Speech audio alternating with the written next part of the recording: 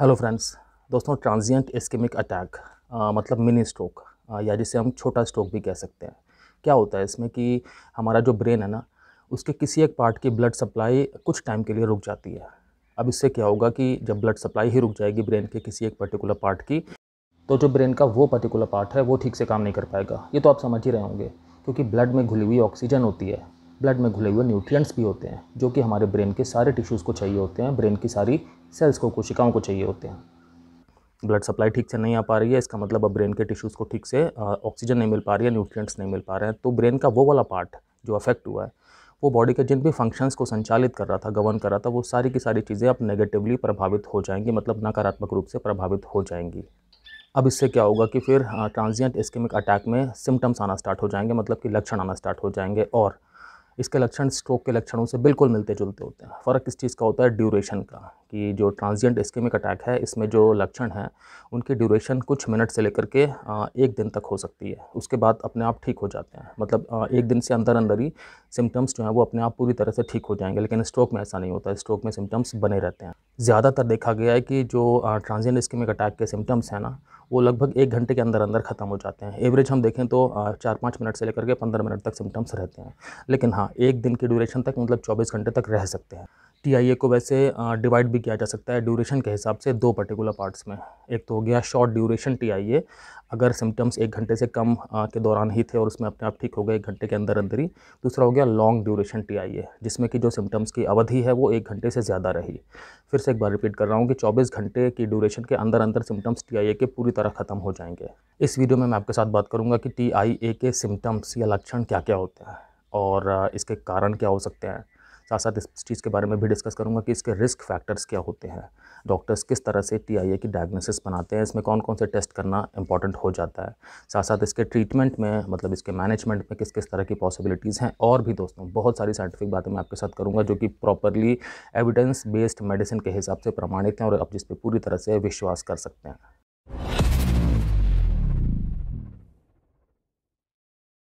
दोस्तों, मैं doctor Kamal Singh, x armed forces medical college, x Fortis hospital, x a lot of corporate hospitals. दोस्तों, मुझे 20 साल से भी ज़्यादा का क्लिनिकल एक्सपीरियंस है और मैंने critical care medicine, internal medicine, emergency medicine और फैमिली मेडिसिन में बहुत सारी प्रैक्टिस की है। टीआईए के सिम्टम्स के बारे में ये जानना इंपॉर्टेंट है कि सिम्टम्स की जो सीवियरिटी है वो पेशेंट्स में डिफ़र कर सकती है। एक पेशेंट में हो सकता है कि ज़्यादा सीवियर सिम्टम्स ना आए, दूसरे में हो सकता है कि ज़्यादा सीवियर सिम्टम्स आएँ। प्लस सिम्टम्स की ड्यूरेशन तो खैर डिफ़र कर ही सकती है। एक चीज़ ये भी इंपॉर्टेंट है कि ब्रेन का जो पार्ट प्रभावित हुआ है उस पार्ट के हिसाब से सिम्टम्स आते हैं। तो ऐसा नहीं कि जो सेट ऑफ सिम्टम्स किसी एक व्यक्ति में आ रहा है सेम सिम्टम्स दूसरे में भी रिपीट होंगे, नहीं। सिम्टम्स की एक रेंज तो होती है, उसी में से आते हैं, लेकिन ऐसा हो सकता है कि पर्सन ए में कुछ अलग सिम्टम्स आएँ, पर्सन बी में कुछ अलग सिम्टम्स आएँ। तो अगर मैं टिपिकल सिम्टम्स की बात करूँ, किस किस तरह के लक्षण हो सकते हैं टीआईए में, तो वीकनेस हो सकती है बॉडी के किसी भी पार्ट में, हाथ में, पैर में, चेहरे में, कहीं पर भी वीकनेस आ सकती है। और ऐसा भी हो सकता है कि ये वीकनेस उस टाइम के लिए टोटल हो, मतलब बिल्कुल पैरालिसिस वाली कंडीशन हो गई हो। ऐसा भी हो सकता है कि नंबनेस हो गई हो बॉडी के किसी भी पार्ट में। नंबनेस का मतलब होता है कि वहाँ पर छूने पे ठीक से पता ना चलना। ऐसा हो सकता है कि पेशेंट ठीक से बात ना कर पाए, जब भी कुछ बोलने की कोशिश करें तो ज़बान लड़खड़ाए, शब्द ठीक से ना बन पाएँ और सामने वाले को समझ में ना आए कि पेशेंट क्या कहना चाह रहे हैं। ऐसा हो सकता है कि पेशेंट दूसरों की बातों को समझ ही ना पाए कि आसपास वाले क्या बातचीत कर रहे हैं, उस चीज़ को पेशेंट ठीक से कॉम्प्रिहेंड नहीं कर पा रहे, मतलब समझ नहीं पा रहे, ये वाली चीज़ हो सकती है। पेशेंट को बहुत तेज़ हेडेक हो सकता है, पेशेंट को बैलेंस बनाने में, बॉडी का कोऑर्डिनेशन करने में, इन चीज़ों में प्रॉब्लम हो सकती है कि पेशेंट ठीक से खड़े नहीं हो पा रहे, बिल्कुल गिरे जा रहे हैं, इस तरह की कंडीशन हो सकती है। या बैलेंस ठीक से बॉडी का नहीं बन पाना, या बॉडी के मांसपेशियों में ठीक से कोऑर्डिनेशन नहीं हो पाना, वो चीज़ पता लगती है कि पेशेंट कोई भी काम करने की कोशिश कर रहे हैं ना, तो उसमें एक वो क्रूड चीज़ झलक रही है कि वो फाइन मूवमेंट्स नहीं हैं। विज़न की बहुत अलग अलग किस्म की प्रॉब्लम्स हो सकती हैं। ऐसा हो सकता है कि धुंधला दिखाई पड़ना स्टार्ट हो जाए, ब्लड विज़न हो जाए, या कि डबल विज़न हो जाए, या कि एक आंख से बिल्कुल दिखना बंद हो जाए, पार्शियल लॉस ऑफ विज़न हो जाए या कंप्लीट लॉस ऑफ विज़न हो जाए। एक चीज़ होती है हेमियानोप्सिया, उसमें क्या होता है कि आँख के आधे हिस्से से दिखाई पड़ना बंद हो जाता है, तो वो वाली चीज़ भी हो सकती है। पेशेंट को कन्फ्यूज़न हो सकता है, पेशेंट को बहुत ज़्यादा डिज़ीनेस हो सकती है, मतलब कि ऐसा लग सकता है पेशेंट को खड़े होने पर कि मैं अभी गिर जाऊंगा, मेरी आंखों के सामने अंधेरा ना आ जाए, मुझे बेहोशी ना आ जाए, इस तरह की चीज़ हो सकती है। या पेशेंट को, जिसे हम कहते हैं कि लाइट हेडेडनेस हो गई, तो उसकी वजह से क्या होता है कि अगर पेशेंट खड़े हैं तो उनका ये होगा कि मैं फटाफट से बैठ जाऊँ या फटाफट से लेट जाऊँ। एक ये वाली भी सेंसेशन आ सकती है कि उनके आसपास सब कुछ घूम रहा है और उन्हें बहुत तेज़ चक्कर आ रहे हैं, इस तरह की चीज़ भी उन्हें महसूस हो सकती है। ऐसा हो सकता है कि पेशेंट अपनी ज़ुबान अगर निकालें तो वो बीच में ना निकले बल्कि एक तरफ निकले, मतलब कि चेहरे के एक तरफ का मूवमेंट जो है वो कम हो चुका हो या ख़त्म हो चुका हो। तो पेशेंट अगर स्माइल भी करेंगे तब भी उनकी स्माइल एक तरफ आएगी, दूसरी तरफ नहीं आएगी। इस तरह के और भी कई सारे सिम्पटम्स होते हैं, लेकिन मैंने ये कॉमन सिम्पटम्स बताए। अच्छा, ये भी जानना इंपॉर्टेंट है कि TIA में क्या होता है कि अगर किसी को सिम्पटम्स आ रहे हैं तो ये नहीं समझना कि अपने आप ठीक हो जाएगा, बिकॉज़ आपको नहीं पता कि ये TIA है या कि प्रॉपर स्ट्रोक है। तो TIA के कभी भी सिम्पटम्स आएँ तो फिर मेडिकल इमरजेंसी होती है, उस टाइम पे आपको सीधे हॉस्पिटल जाना होता है और मेडिकल ट्रीटमेंट लेना होता है। TIA के स्ट्रोक से डिफरेंस की बात करूँ तो पहले भी मैंने शॉर्ट में बताया, फिर से बताता हूँ कि TIA में क्या होता है कि ब्रेन के जिस पार्ट का ब्लड फ्लो रुका होता है कुछ टाइम के लिए, तो कुछ टाइम के बाद वो ब्लड फ्लो अपने आप दोबारा स्टार्ट हो जाता है। तो उससे क्या होता है कि जो वो ब्रेन टिश्यू था, जहाँ का ब्लड फ्लो रुका हुआ था, वो ब्रेन टिश्यू की डेथ नहीं होती। तो जब दोबारा ब्लड फ्लो स्टार्ट हो गया तो ब्रेन टिश्यू दोबारा ठीक से काम करने लगा, तो उसकी वजह से सिम्पटम्स अपने आप ख़त्म हो गए। लेकिन स्ट्रोक में ऐसा नहीं होता। स्ट्रोक में जो ब्रेन टिश्यू की ब्लड सप्लाई रुकी होती है ना, वो फिर रुकी रहती है। तो उसके लिए फिर ट्रीटमेंट वगैरह करने पड़ते हैं, और ये नहीं होता उसमें कि वो ब्लड सप्लाई अपने आप ठीक हो जाएगी। तो किसी-किसी पेशेंट में धीरे-धीरे ठीक होती है, किसी-किसी में पूरी तरह ठीक नहीं भी हो पाती। तो उसी हिसाब से फिर सिम्पटम्स कइयों में बने रहते हैं, कइयों में धीरे-धीरे ठीक हो जाते हैं या कम हो जाते हैं। डेटा के हिसाब से ये पता लगता है कि लगभग 15% स्ट्रोक के पेशेंट्स में पहले TIA हुआ होता है। तो इसका मतलब अगर किसी पेशेंट को TIA हुआ है तो ये चांस है कि उसे फ्यूचर में स्ट्रोक डेवलप हो जाएगा। तो अगर किसी को TIA है तो फिर ये ज़्यादा एहतियात बरतने वाली बात होती है कि इसे हल्के से ना लिया जाए और मेडिकल जो है वो सलाह ली जाए। TIA होने के पीछे और स्ट्रोक होने के पीछे जो एक अंडरलाइंग प्रोसेस होती है वो सेम ही होती है कि जो ब्रेन की ब्लड वेसल्स हैं उनके अंदर किसी न किसी किस्म से ऑब्स्ट्रक्शन वगैरह आ रहा है, मतलब रुकावट आ रही है।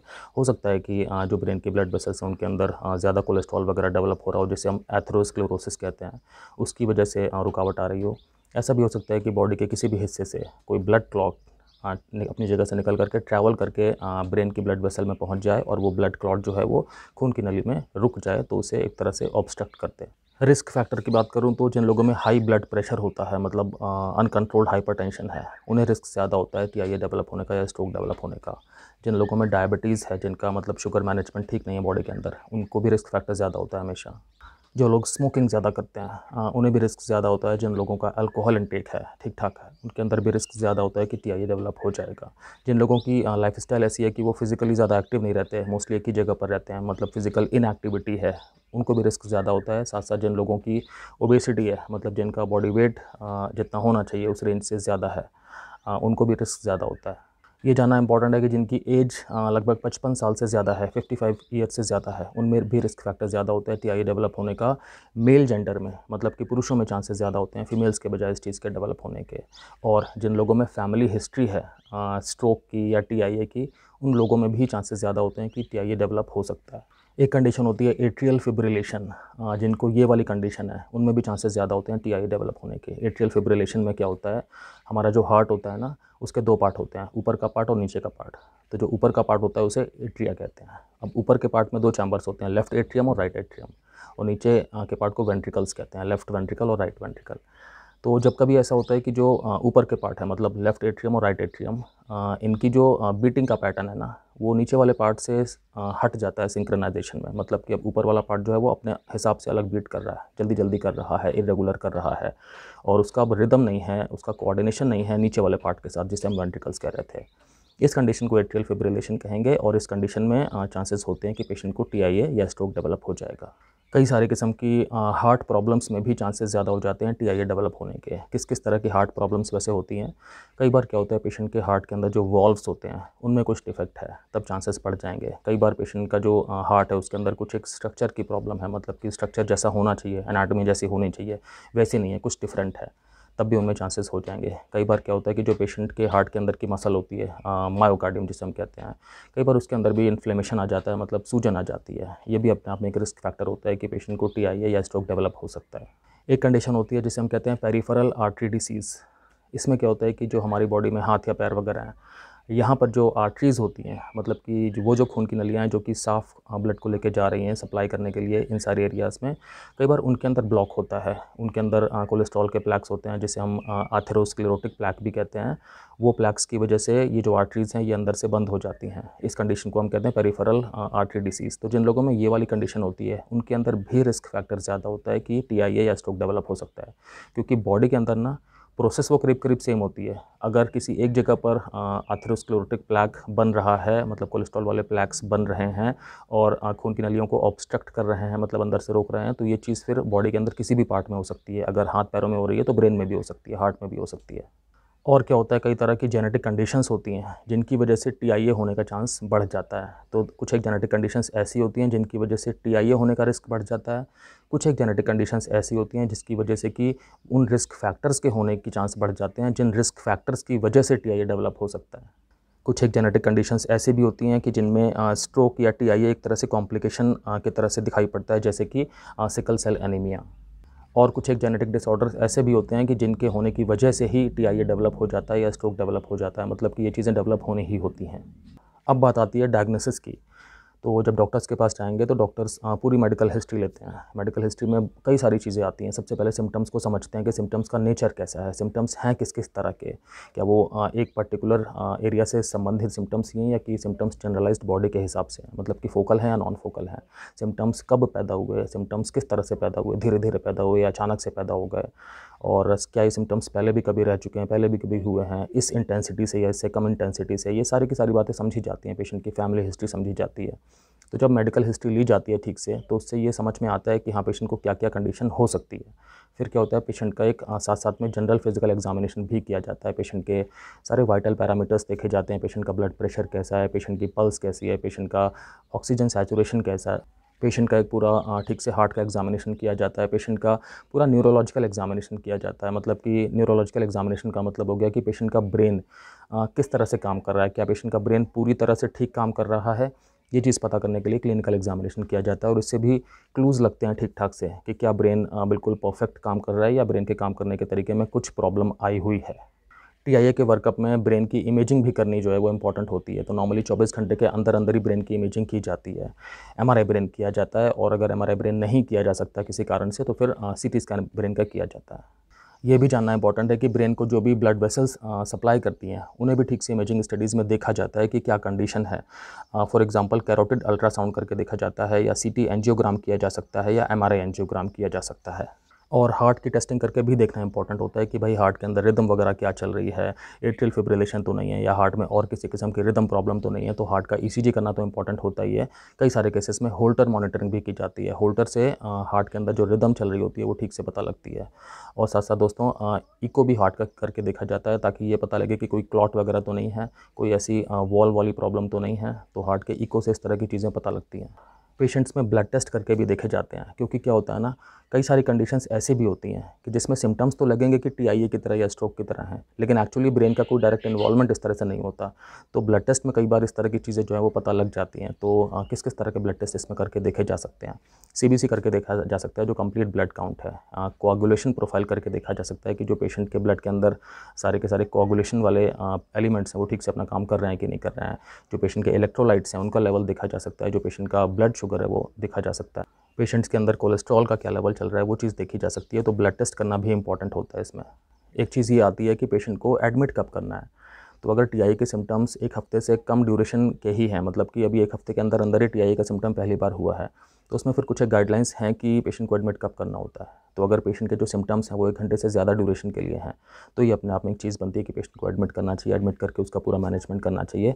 अगर क्रेसेंडो टीआईए है, क्रेसेंडो टीआईए का मतलब हो गया कि अगर 72 घंटे के अंदर पेशेंट को 3 अलग अलग सिम्टम्स, इस 3 अलग अलग अटैक्स इस तरह के टीआईए के पड़ चुके हैं, तो ये अपने आप में क्रेसेंडो टीआईए वाली कंडीशन कहलाएगी। और ये फिर हाई रिस्क हो जाती है, क्योंकि इसमें बहुत जल्दी जल्दी से टीआईए के एपिसोड्स पड़ रहे हैं। अगर एक ये वाली चीज़ पेशेंट के अंदर आई है कि पेशेंट की हाइपर कोआगुलेबल स्टेट है, मतलब कि जो पेशेंट का ब्लड है वो जल्दी कोआगुलेट हो रहा है, मतलब कि जल्दी जम रहा है अंदर, जल्दी थक्का बना रहा है बाकी लोगों के कंपैरिजन में, अगर ये वाली चीज़ है ना, तब भी पेशेंट को एडमिट करना होता है।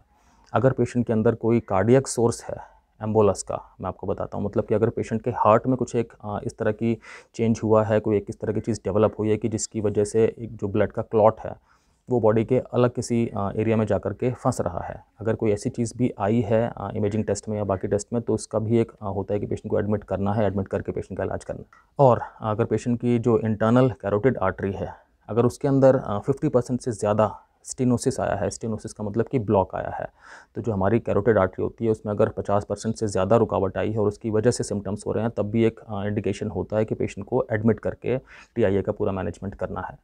अब बात करते हैं ट्रीटमेंट की। तो TIA किस वजह से डेवलप हुआ है, ये जानना बहुत इंपॉर्टेंट है। जब डॉक्टर्स को इस चीज़ का अंदाज़ा लग जाता है कि TIA होने के पीछे कारण क्या था, उसी के हिसाब से फिर ट्रीटमेंट जो है वो आगे किया जाता है, ट्रीटमेंट इनिशिएट किया जाता है। तो सबसे ज़्यादा ये जानना इंपॉर्टेंट है कि क्या ब्रेन के अंदर कोई हेमरेज तो नहीं था, मतलब कि ब्रेन के अंदर कोई ब्लीडिंग तो नहीं हुई थी। अगर ब्लीडिंग नहीं हुई थी, फिर अगर TIA के सिम्टम्स हैं, तो पेशेंट को जो एंटी थ्रोम्बोटिक थेरेपी है वो दी जाती है। एंटी थ्रोम्बोटिक थेरेपी का मतलब होता है कि वो वाली मेडिसिन जिनसे कि अगर अंदर जो ब्लड क्लॉट वगैरह है ना, वो फिर थोड़ा सा घुल करके ऑब्स्ट्रक्शन को कम करेंगे। तो इसमें एंटी प्लेटलेट थेरेपी होती है। एंटी प्लेटलेट थेरेपी का मतलब हो गया वो वाली मेडिसिन्स जो कि हमारी प्लेटलेट के फंक्शन को रिवर्स करती हैं। तो इसमें एस्पिरिन आती है, इसमें क्लोपिडोग्रेल आती है, इसमें डाईपाइरिडामोल आती है। तो ये कॉम्बिनेशन में दी जाती हैं। और ये क्या करेंगे, ये आर्टरीज़ के अंदर जो एबनॉर्मल क्लॉट्स हैं, जो एबनॉर्मल खून के थक्के हैं, उन्हें बनने में मदद नहीं करेंगी, मतलब उन्हें बनने से रोकेंगे एक्चुअली। कुछ एक मेडिकल कंडीशंस में जिनमें कि बॉडी के अंदर थक्के बनने की टेंडेंसी ज़्यादा हो जाती है, जैसे कि एट्रियल फिब्रिलेशन, वहाँ पर फिर एंटीकोगुलेंट मेडिसिन्स भी दी जाती हैं। एंटीकोगुलेंट मेडिसिन्स फिर क्या करती हैं कि हमारे ब्लड के अंदर वो थक्के ना बने, वो वाली चीज़ को प्रमोट करती हैं। इनमें एग्जांपल्स क्या क्या होते हैं, इनमें जैसे एपिक्साबैन हो सकती है या वारफेरिन भी हो सकती है। तो ये डॉक्टर्स देखते हैं, समझते हैं कि किस पेशेंट को किस तरह की अंदर कंडीशन डेवलप हो रही है जिसकी वजह से TIA के सिम्टम्स आए हैं, उसी हिसाब से फिर मेडिसिन दी जाती है। अगर ऐसा कुछ है कि जो कैरोटिड आर्टरी है जो कि हमारे ब्रेन तक ब्लड लेके जाती है, उसमें अगर कुछ प्रॉब्लम आई है, उसके अंदर कुछ अगर रुकावट आई है, तो फिर कई बार उसका सर्जिकल प्रोसीजर भी किया जाता है। तो उसमें स्टेंट भी डाला जा सकता है। और अगर कई पेशेंट में होता है कि स्टेंट डालने वाली कंडीशन नहीं आती, स्टेंट का मतलब होता है कि स्ट्रॉ की तरह का स्ट्रक्चर जो कि आर्टरी के अंदर डालेंगे, तो जो आर्टरी की रुकावट थी वो खत्म हो जाएगी और जैसे स्ट्रॉ होती है, स्ट्रॉ के जरिए एक रास्ता बन जाता है, तो उसी तरह से स्टेंट के जरिए एक रास्ता बन जाता है अंदर ही अंदर। और कई बार ऐसा होता है कि पेशेंट में स्टेंटिंग नहीं कर सकते क्योंकि जो कंडीशन है वो ज़्यादा एडवांस है, ज़्यादा ख़राब है, तो उसमें फिर कैरोटिड एंडार्टरेक्टमी की जाती है। इसमें क्या होता है कि फिर वो जो एरिया क्लॉट वाला था वो हटाया जाता है और आर्टरी को रिपेयर किया जाता है ताकि ब्लड फ्लो ठीक से उसमें संचालित हो सके।